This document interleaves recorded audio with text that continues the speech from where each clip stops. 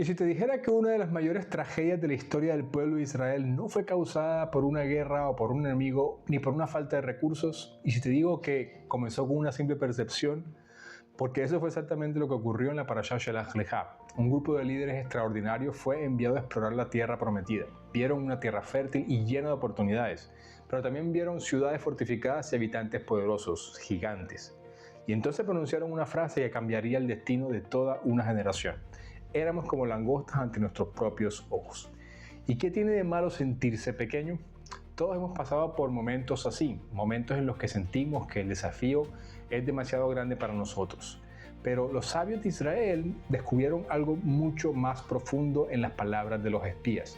Porque el problema no era que hubiera gigantes en la tierra, el problema era que los gigantes ya habían entrado a sus mentes. Pero la historia no termina ahí, porque mientras toda una generación quedó paralizada por el miedo, hubo dos hombres que encontraron la manera de ver la misma realidad sin quedar atrapados por ella. Y entender cómo lo hicieron puede cambiar la forma en que enfrentamos nuestros propios gigantes. Hola, soy David Maluf y en este canal conectamos los puntos entre la Torá, la sabiduría de los sabios de Israel y los descubrimientos de la ciencia para encontrar herramientas prácticas que nos ayuden a construir una espiritualidad con los pies sobre la tierra. Y en esta parashá de esta semana contiene una enseñanza que puede cambiar completamente la forma en que interpretamos nuestros desafíos.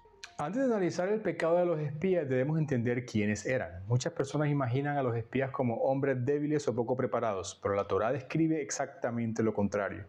Cuando son escogidos para la misión, la Torá dice que todos eran hombres, anashim. Y Rashi comenta, siempre que la Torá utiliza la palabra anashim, se refiere a personas importantes. Y además agrega, en ese momento eran personas totalmente rectas. No eran personas comunes, eran líderes de las tribus y representantes de toda la nación. Y precisamente por eso su caída resulta tan impactante. Cuando los espías regresan de su misión, concluyen diciendo, éramos como langostas ante nuestros ojos y así éramos ante sus ojos. Aquí el Talmud hace una observación sorprendente. Sobre la primera parte no hay ninguna dificultad. Ellos podían saber cómo se veían a sí mismos. Pero pregunta, ¿cómo sabían cómo eran ante los demás? ¿Cómo podían saber lo que pensaban los habitantes de Canaán? Y aquí aparece el corazón de todo el problema.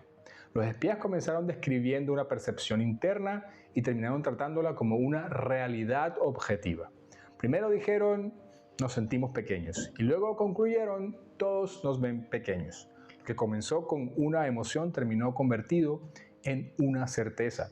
Y aquí aparece una lección extraordinaria. Muchas veces no sufrimos por la realidad, sufrimos por la interpretación que hacemos de ella. No sabemos lo que los otros piensan de nosotros, no sabemos cómo terminará una situación, pero nuestra mente llena esos espacios vacíos con historias y cuando esas historias nacen del miedo, terminamos viendo amenazas donde quizás solo había desafíos.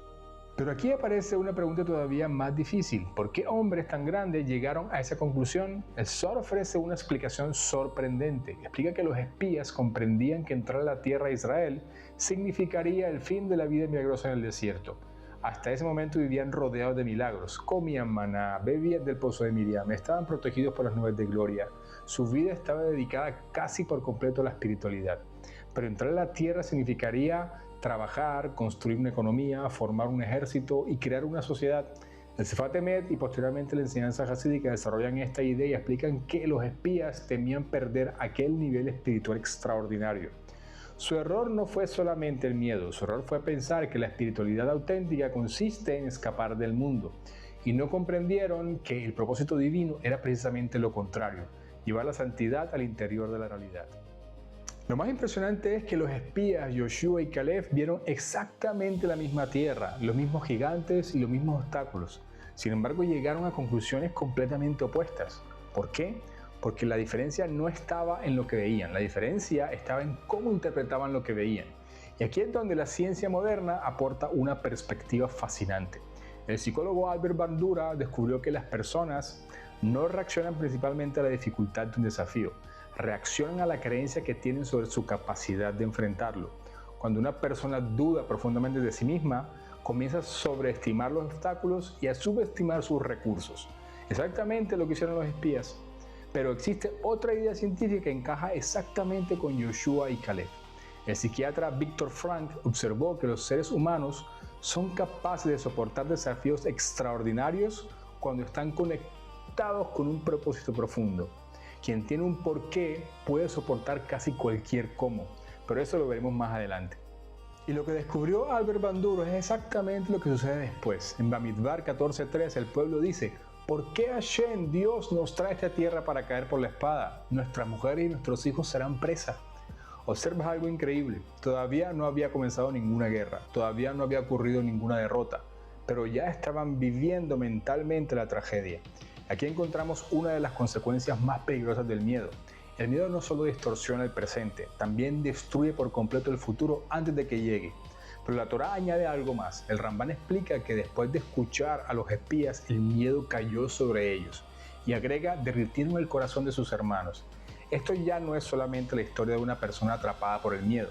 Es la historia de líderes atrapados por el miedo. Y cuando un líder cae en el miedo, rara vez cae solo. Su miedo se propaga y su visión de la realidad termina afectando a todos los que lo escuchan. Si hasta aquí te identificas con algo de esto, quiero proponerte algo. Escribe en los comentarios cuál es el gigante que más te cuesta enfrentar hoy. A veces poner el nombre al miedo es el primer paso para vencerlo.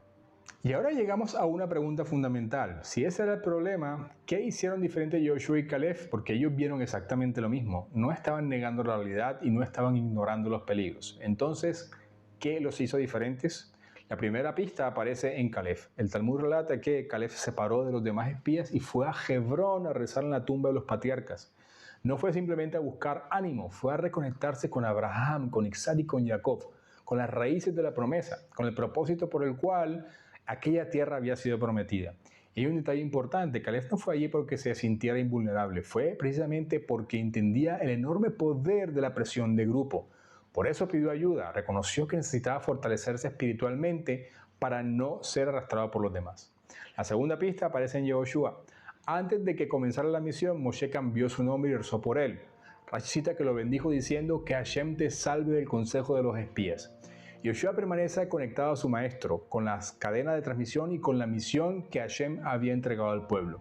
Incluso antes de llegar a la tierra ya había tomado posición junto con Moshe y no estaba dispuesto a dejar que la opinión de la mayoría definiera la realidad. Y aquí encontramos la diferencia fundamental. Los espías observaban la realidad desde el miedo. Joshua y Caleb observaban la misma realidad desde la confianza y la promesa divina. Y hay algo más aquí. Ninguno de los dos enfrentó la prueba apoyándose solamente en sí mismos. Joshua se sostuvo a través de Moshe, Caleb se sostuvo a través de los patriarcas. Los dos permanecieron conectados a algo más grande que ellos mismos.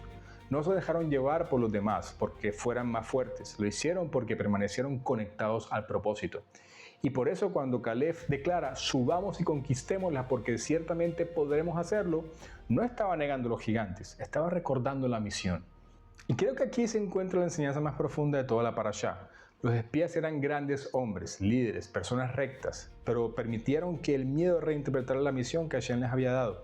Primero comenzaron viéndose como langostas, después imaginaron que todos los demás los veían también así, luego convencieron a toda una nación y el miedo cayó sobre el pueblo y terminaron renunciando al futuro que tenían por delante. Joshua y Caleb recorrieron el camino contrario, se mantuvieron conectados con los patriarcas, con Moshe, con la promesa divina y con el propósito de la creación. Y esa conexión transformó completamente la manera en que interpretaban la realidad. Porque el problema nunca fue el tamaño de los gigantes, el problema era olvidar para qué estaban ahí. Y quizás esa sigue siendo nuestra batalla también hoy. Todos tenemos desafíos que parecen demasiado grandes, pero cuando una persona pierde de vista su propósito, cualquier obstáculo se vuelve imposible. Por el contrario, cuando recuerda la misión para la que fue creada, los gigantes pueden seguir siendo gigantes y aún así dejar de parecer invencibles. Y esa es la diferencia entre una generación que se quedó en el desierto y dos hombres que mantuvieron el mérito de entrar a la tierra prometida. Te dejo un par de videos por aquí que pueden aportar valor a tu crecimiento personal y espiritual. Si este análisis te aportó valor, déjame un me gusta, suscríbete y comparte este video con cualquiera que quizá lo necesite. Shabbat Shalom.